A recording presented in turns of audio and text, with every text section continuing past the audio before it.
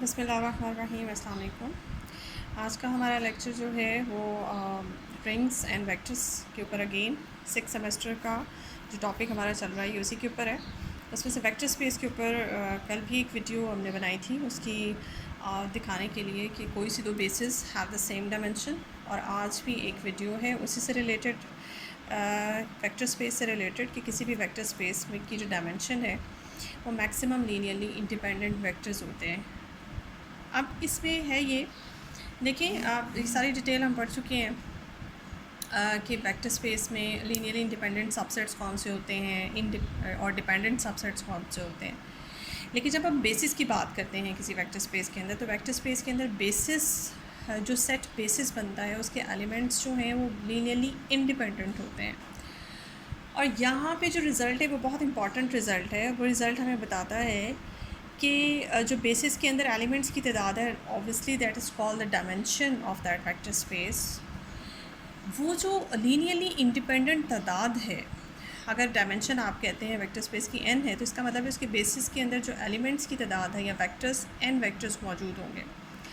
अब ये किसी भी वेक्टर स्पेस के अंदर जो डायमेंशन है ये उस वेक्टर स्पेस के अंदर मैक्सिमम लीनियरली इंडिपेंडेंट वेक्टर्स की तादाद को शो कर रही है। For example n stands for 50।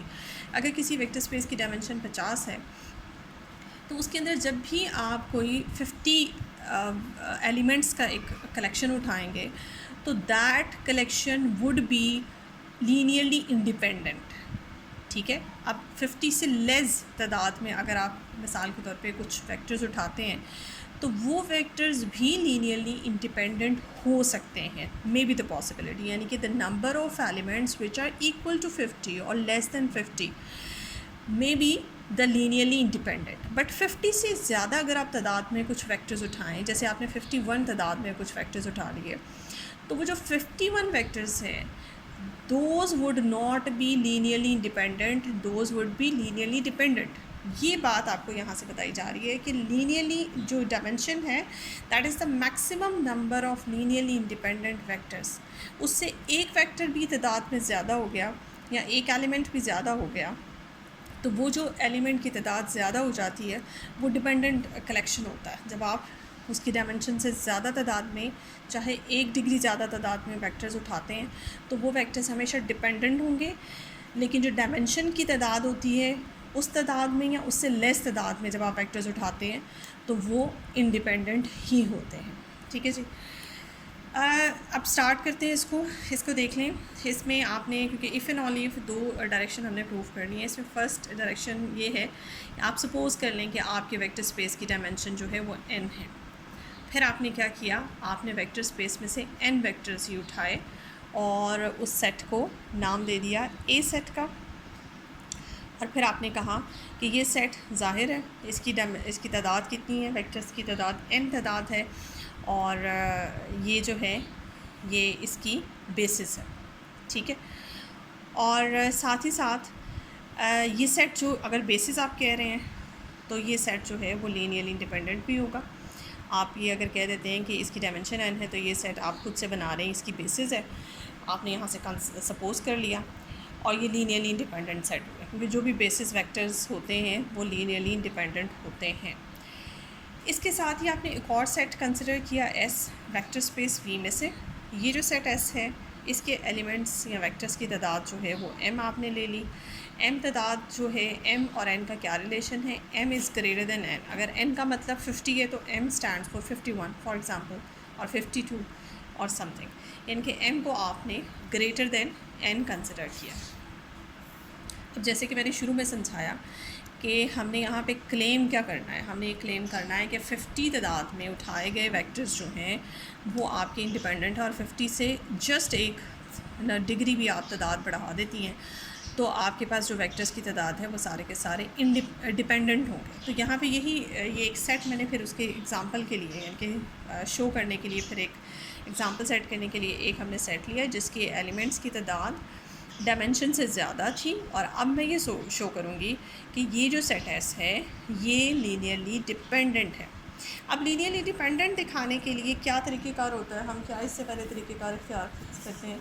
उसका तरीक़ेकार ये होता है कि आप कुछ जिन वेक्टर्स को लीनियरली डिपेंडेंट दिखाना होता है फॉर एग्ज़ाम्पल जैसे कि यहाँ पे वेक्टर्स हैं W1 से WM, उतनी ही तादाद में आप कुछ स्केलर उठाएंगे, alpha 1 W1, alpha 2 W2 up to alpha M WM, उनको मल्टीप्लाई करेंगे, इस तरह से लीनियर कॉम्बिनेशन बनाएंगे और इक्वल्स टू 0 रखेंगे और कुछ वर्किंग होगी। उस वर्किंग के बाद ये जितने भी अल्फ़ाज हैं, अल्फ़ा 1 से लेकर अल्फ़ा M तक, इन सब की वैल्यूज़ फाइंड आउट करेंगे और इन सब की वैल्यूज़ अगर आपके पास एट अ टाइम ज़ीरो ना निकली, यानी कि इनमें से कम से कम कोई एक अल्फ़ा, फॉर एग्ज़ाम्पल सारे अल्फ़ा ज़ीरो निकल आते हैं सिवाय अल्फ़ा M के, ठीक है, अल्फ़ा M ज़ीरो नहीं निकलता, कम से कम एक अल्फ़ा इन अल्फ़ा एम्स में से कोई एक अल्फ़ा आपका ऐसा होना चाहिए जो नॉन ज़ीरो आंसर दे। तो इसका मतलब ये होगा कि आपकी ये सारे वेक्टर्स जो हैं वो डिपेंडेंट हैं। इसके लिए आपने क्या किया, आपने वो टेक्निक पिछले वाले जो कल मैंने आपको पिक्चर वो वीडियो अपलोड की थी, उसकी टेक्निक हमने इस्तेमाल की। हमने क्या किया कि ये जो वेक्टर्स हैं बेसिकली हैं तो ये वेक्टर स्पेस में से W's, ये वेक्टर्स, इन वेक्टर्स को, बिकॉज ये हमारे पास बेसिस वेक्टर्स हैं और ये हमारे पास ऑर्डिनरी वेक्टर्स हैं, तो बेसिस वेक्टर्स की डेफिनेशन ये होती है कि बेसिस वेक्टर्स जो है वो वेक्टर स्पेस को स्पैन करते हैं, यानी कि वेक्टर स्पेस का हर वेक्टर जो है वो उनके लीनियर कॉम्बिनेशन में लिखा जा सकता है। तो मैंने यहाँ पे यही काम किया है, ये जितने भी वेक्टर्स W1 से लेकर WM थे इन सब को बेसिस वेक्टर्स के लीनियर कॉम्बिनेशन में लिखा, और ये जितने AIJs हैं स्केलर्स हैं ये सारे के सारे, और ये मैंने फील्ड में से सिलेक्ट किए और ख़ास तरतीब से, just like A11, A21, AN1, ये इसके जितनी भी 20 वेक्टर्स के जो स्केलर्स साथ में लिखे हुए हैं, ये जस्ट ऐसे लग रहा है जैसे कि आपके पास फर्स्ट कॉलम की एंट्रीज़ हैं और इसी तरह से फिर सेकंड कॉलम की एंट्रीज़ हैं और ये mth कॉलम की एंट्रीज़ हैं। इसमें आप बस ख्याल रखिएगा कि इनके सबस्क्रिप्ट मैंने कैसे सिलेक्ट किए। कल भी मैंने जो वीडियो अपलोड की थी उसमें भी मैंने समझाया था और आज फिर समझा देती हूँ कि इसमें एक चीज़ का ख्याल रखिएगा कि आपने ये जो एंट्रीज़ बनाई हैं बिल्कुल ऐसे जैसे एक मैट्रिक्स हो, N/M ऑर्डर का एक मैट्रिक्स आपको लग रहा होगा कि जिसकी ये एंट्रीज़ पड़ी हुई हैं। तो पहली रो में जितने भी आपने स्केलर सेलेक्ट किए हैं एस की फॉर्म में, उन सब की एंट्रीज़, उन सब के सबस्क्रिप्ट इस तरह के सेलेक्ट किए कि जैसे it shows A11, A21, AN1, column जो है वो फर्स्ट है बिकॉज सेकंड सबस्क्रिप्ट शो करता है कॉलम को, फर्स्ट जो है वो रो को शो करता है। ऐसे जैसे ये फर्स्ट कॉलम की एंट्रीज़ हैं और सेकंड रो में पड़े हुए जो स्केलर्स हैं वो सेकंड किसी कॉलम की एंट्रीज़ हैं, और mth रो में पड़े हुए स्केलर्स जो हैं ऐसे लग रहा है जैसे किसी mth कॉलम की एंट्रीज़ हैं। तो आपकी सिलेक्शन अगर आप इस एंगल से याद रख लेते हैं तो आपको ये याद करना आसान हो जाएगा। उसके बाद जितनी ये आपके पास ये सेट ऑफ इक्वेशंस हैं, इसी के करस्पॉन्डिंगली आपने कुछ और सेट ऑफ इक्वेशंस बना ली। ये ख़ुद से आपने बनाई है। आपने क्या किया, आपने कंसिडर की कुछ होमोजीनियस इक्वेशंस बनाई खुद से, और उन होमोजीनियस इक्वेशंस की तादाद कितनी होनी चाहिए, उनकी तादाद n तादाद है, ठीक है जी। n होमोजीनियस इक्वेशंस बनाई, ये देखें A11 से AN1, इनकी तादाद n है, ये n इक्वेशंस हैं, और इनके अंदर जो वेरिएबल्स इस्तेमाल हो रहे हैं x1 से xm तक, वेरिएबल्स की तादाद जो है वो आपके पास वो m है। वेरिएबल्स की तादाद आपके पास m है और इक्वेशंस की तादाद आपके पास n है। अब n तो आपने लेट किया हुआ है शुरू से कि n जो है वो लेस है m से, यानी कि आपके पास वेरिएबल ज़्यादा हैं और इक्वेशंस जो हैं वो आपके पास कम इक्वेशंस हैं। अब इस तरह का कल भी मैं डिस्कस कर चुकी हूँ कि जब आपके पास इस तरह की होमोजेनियस इक्वेशंस का कलेक्शन आ जाए कि जिसमें नंबर ऑफ़ वेरिएबल्स ज़्यादा हों और नंबर ऑफ़ इक्वेशंस कम हों, तो जब भी आप उन्हें सॉल्व करेंगे तो वो बिल्कुल जब अपना आंसर देते हैं वेरिएबल्स के, आप एक आंसर्स निकालते हैं, वैल्यूज़ फाइंड आउट करते हैं, तो वो वैल्यूज़ में से कुछ वैल्यूज़ जो हैं सारी ना सही, तो वो बिल्कुल वैसा केस होता है जैसे डिपेंडेंट केस होता है। यानी कि आपके पास वेरिएबल्स के जब आप आंसर्स निकालते हैं, सपोज़ कर लें कि आपने x1 से xm के कुछ आंसर्स निकाले और अल्फ़ा 1, अल्फ़ा 2, अल्फ़ा m, इनमें से कुछ आंसर्स जो हैं वो नॉन ज़ीरो आंसर्स होंगे, ठीक है। ये रिज़ल्ट है, एक स्टैंडर्ड रिज़ल्ट है कि हम नॉन होमोजेनियस इक्वेशंस में नंबर ऑफ़ इक्वेशंस लेस हों और नंबर ऑफ़ वेरिएबल्स ज़्यादा हों, तो वेरिएबल्स के जो आंसर्स निकलते हैं वो हमारे पास कुछ आंसर्स नॉन ज़ीरो निकलते हैं। अब आपने क्या किया, आपने ये आंसर्स तो निकालिए, इसमें से कुछ आंसर्स नॉन ज़ीरो हैं, कुछ आंसर्स नॉन ज़ीरो हैं, इनके कुछ अल्फाज जो हैं वो आपके पास नॉन ज़ीरो आंसर देंगे। अब वो कौन से अल्फाज हो सकते हैं, वो कोई भी हो सकते हैं, फ़िलहाल हमें इससे गर्ज़ नहीं है। अब आपने ये जो वैल्यूज़ निकाली हैं ये रिज़ल्ट एक्स की वैल्यूज़ उठा के यहाँ सिस्टम में पुट करती है तो वो सिस्टम इस तरह से ट्रांसफॉर्म हो गया, जहाँ जहाँ एक्स है वहाँ वहाँ आपको अल्फ़ाज नज़र आएगा। अब आपने क्या किया, आपने इसमें अगर इसको आप मैच कराएं आपने इस सिस्टम के साथ जो इनिशियली आपने जनरेट किया था, ये देखें A11 अल्फ़ा 1 A1M आपके पास अल्फ़ा है। अब आप ऐसा करें कि आप अपनी फ़र्स्ट इक्वेशन को जो आपके पास फर्स्ट इक्वेशन है उसको दोनों तरफ V1 से मल्टीप्लाई कर दें। इसी तरह से जो सेकेंड इक्वेशन होगी उसको V2 से और अप टू लास्ट इक्वेशन को Vn से मल्टीप्लाई कर दें। ठीक है, तो आपके पास ये सीन बन जाएगा। आपके पास ये इक्वेशंस कितनी हैं, ये इक्वेशंस तो आपके पास n ही है और हर इक्वेशन को आप v से मल्टीप्लाई कर दें, यानी कि पहली को v1 से, दूसरी को v2 से और लास्ट को vn से मल्टीप्लाई कर दें। तो n ही इक्वेशंस है और n ही v's हैं। जब मल्टीप्लाई करते हैं और फिर उसके बाद उनको सम भी कर लें तो ये चीज़ आपके पास आ जाएगी। उसके बाद आप इन सब इक्वेशन में से अल्फ़ाज को कॉमन निकाल लें। ये देखिए फर्स्ट टर्म इस ब्रैकेट, ये जितनी भी ब्रैकेट्स हैं ये n ब्रैकेट्स हैं और n ब्रैकेट की हर फर्स्ट टर्म जो है वो आपका अल्फ़ा 1 को कंटेन कर रही है। पहली जो ब्रैकेट है उसमें भी अल्फ़ा 1 है, अप टू लास्ट ब्रैकेट में भी अल्फ़ा 1 कॉमन है। तो आप अल्फ़ा 1 फर्स्ट से लेकर nth जितनी भी ये टर्म्स हैं उनमें से आप अल्फ़ा 1 कॉमन निकाल लें तो फिर पीछे आपके पास बचेगा A11 V1 फर्स्ट वाली टर्म में, फिर इस तरह से सेकेंड और करते करते nth टर्म में AN1 Vn। इसी तरह से फिर आपने अल्फ़ा 2 कॉमन निकाला, करते कराते आपने लास्ट टर्म में से अल्फ़ा m कॉमन निकाल लिया। अल्फ़ा m जब कॉमन निकालेंगे तो आपके पास बचेगा A1m V1 up to last ANM Vn। ठीक है, अब ये चीज़ है, ये आपने बिल्कुल स्टार्ट में जो मैंने आपको इक्वेशंस दिखाई हैं ये आपने रखा था W1 इसकी वैल्यू और फिर अल्फ़ा 2 W2 और लास्ट में Wm। ये आपके पास एक सिस्टम आ गया। ये ऐसे लग रहा है कि जैसे W1 से लेकर Wm तक जो वेक्टर्स आपने लेट किए थे उन वेक्टर्स को आपने लिख लिया है लीनियर कॉम्बिनेशन। ये एस सेट के एलिमेंट्स, जो एस सेट आपने लेट किया था उस एस सेट के एलिमेंट्स का लीनियर कॉम्बिनेशन लिखा गया। ठीक है, और हमने टारगेट हमारा क्या था, हमारा टारगेट इसी तरह का कुछ था कि हमने शो करना है कि डब्ल्यूज़ जो हैं वो डिपेंडेंट हैं। अब सिंस अल्फ़ाज के बारे में आप प्री एस्टिमेशन आपकी हो चुकी है, आपने कह दिया इससे पहले ही कि हम अल्फ़ाज जो यहाँ पे ले रहे हैं वो कुछ अल्फ़ाज उसमें से नॉन ज़ीरो हैं। तो जब अल्फ़ाज इसके कोएफिशिएंट्स बन जाते हैं आपके वेक्टर्स के इस इक्वेशन से, इस इक्वेशन में जब अल्फ़ा का ये कॉन्सेप्ट पुट करेंगे कि इनमें से कुछ अल्फ़ाज नॉन ज़ीरो हैं तो इसका मतलब क्या हुआ, W1 से Wm तक जो वेक्टर्स हैं वो क्या बने, आपस में लीनियरली डिपेंडेंट। ठीक है, तो हैंस एस आपका लीनियरली डिपेंडेंट हो गया। एस का लीनियरली डिपेंडेंट होना ये शो करता है कि हर वो सेट जिसके अंदर एलिमेंट्स की तादाद डायमेंशन से ज़्यादा है वो सेट डिपेंडेंट होगा। ये बहुत इंपॉर्टेंट रिज़ल्ट है, इसको आप हमेशा याद रखिएगा। अब कॉन्वर्सली की तरफ आते हैं। कॉन्वर्स पार्ट क्या है, कॉन्वर्स पार्ट में अब हम ये सपोज करेंगे कि n is the maximum number of linearly independent elements in a vector space, यानी कि किसी वेक्टर स्पेस के अंदर maximum number of linearly independent set जो है, जो तादाद वेक्टर्स की लीनियरली इंडिपेंडेंट होती है, मैक्सिमम तादाद n है। n स्टैंड्स फॉर 50, अगर तो 50 से ज़्यादा तादाद जो है वो हमेशा डिपेंडेंट होगी और 50 हमेशा इंडिपेंडेंट होंगे। अब सिर्फ टारगेट हमारा ये है कि हमने ये शो करना है कि ये ही n जो मैक्सिमम लीनियरली इंडिपेंडेंट तादाद है वो ही n इस वेक्टर स्पेस की डायमेंशन बन जाती है। ठीक है, ये आपने शो करना है। इसके लिए आपने क्या किया, आपने एक सेट लेट किया, उस सेट के अंदर एलिमेंट्स कितने डाले, उतने ही डाले जितने मैक्सिमम लीनियरली इंडिपेंडेंट आपने n रखा हुआ है। n ही उसके वेक्टर्स की तादाद है और अब चूँकि आप कह चुके हैं कि n जो है मैक्सिमम लीनियरली इंडिपेंडेंट वेक्टर्स हैं, जब भी आप n वेक्टर सेलेक्ट करेंगे वेक्टर स्पेस में से वो हमेशा लीनियरली इंडिपेंडेंट ही होंगे क्योंकि आपने यहाँ पर सपोज किया हुआ है।